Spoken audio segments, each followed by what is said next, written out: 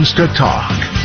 I'm Kevin Deason for Chris Renwick. The latest DOJ FBI memo clearing Epstein's death as suicide and denying a client list has shaken the mega ecosystem.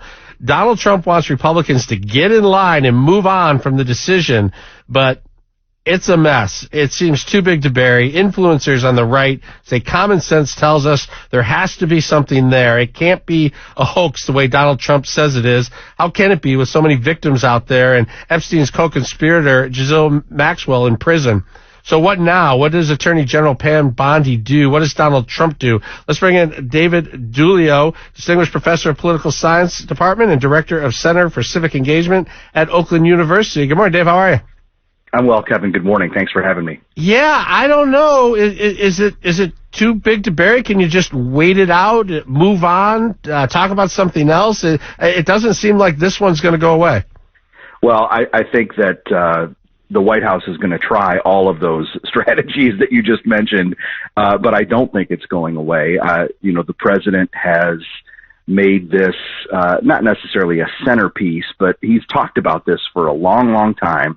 His base, many in his base are seemingly very committed to, holding his feet to the fire, holding Republicans' feet to the fire. And it's interesting that we're seeing some shifting political dynamics, right? With even Democrats now finding this issue as something that they want to talk about. A big promise of the president's brand has been, that he'll take on the deep state. And for some of his supporters, the Epstein scandal kind of represents the ultimate deep state conspiracy. Does telling people to drop it risk eroding that trust and that anti-establishment image he has? It certainly does, Lloyd, and I think that's a really good point. And for almost the entire time of Donald Trump's time at the national level in politics, he's been consistent on these kinds of things, and that has led to incredible loyalty within his base, right? I mean, and we've seen Republicans, the quote unquote MAGA movement be just steadfastly in his corner through thick and thin, and it's fascinating that this issue is something that might be driving a wedge between the president and his most loyal supporters for the first time. Well, let's talk about those supporters. I'm sure you've heard, or at least heard people talking about his latest Truth Social post about that, where he talks about them as former supporters and how it's BS, that they've fallen for it hook, line, and sinker. They haven't learned their lesson, and he doesn't want their support anymore. That seems like a turning point.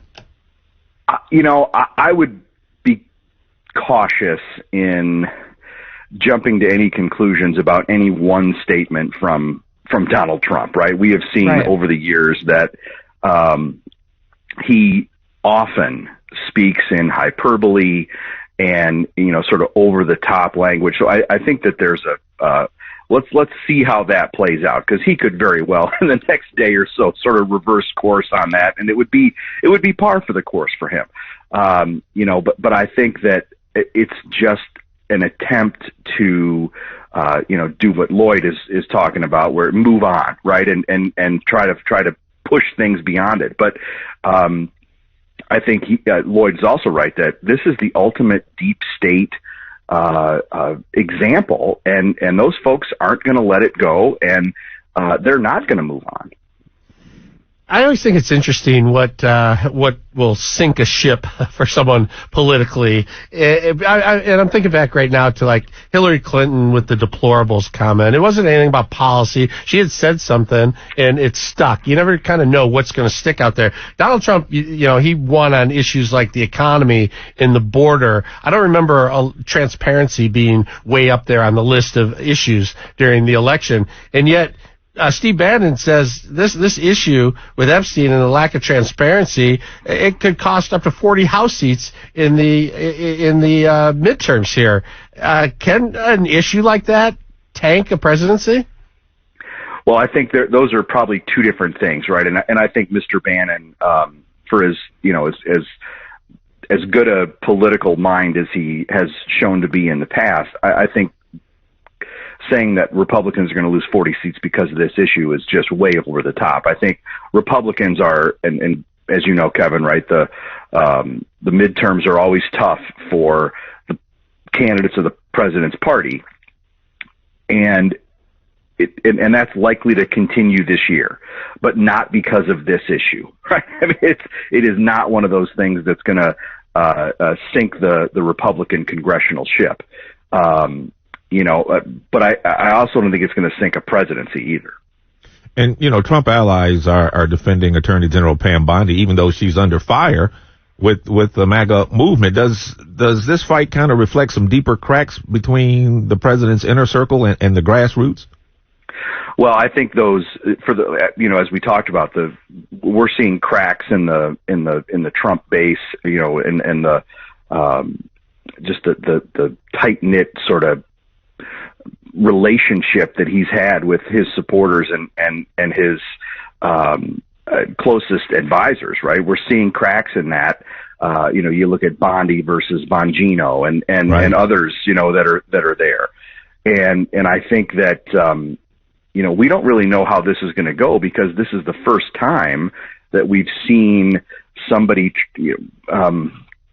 meander away from what Trump is saying. Usually he demands and gets loyalty from from the folks that work for him in the government. I just don't understand, at least for the people who continue to follow this story. Just release everything. And if there are bad people out there who did bad things, they should go to jail. It seems simple.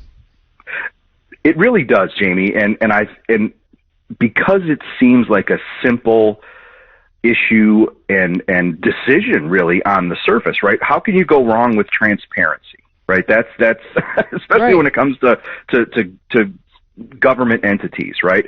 Put it all out there. Let the people see it, because it seems so simple, and we're not following that path yet. I think it leads to, or it lets people make some assumptions and create their own narrative. And I think that is what is.